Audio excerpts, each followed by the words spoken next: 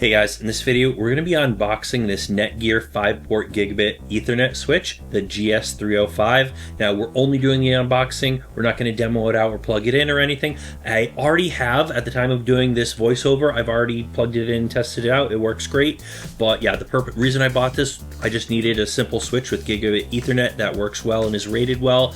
I bought this one, it's terrific, I would recommend it to anyone else. I replaced another switch that had a problem. Anyways, yeah, just unboxing it to show you what's in the box. I might do a review of this or talk about the specs or whatever else later on in another video. This video is just the unboxing video and that's it.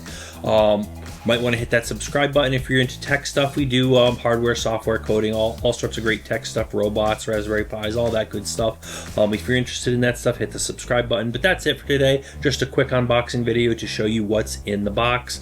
And this is it. Simple, really small, simple NETGEAR switch made of metal, and it's yeah, really nice quality and stuff. There you go. This is what you get.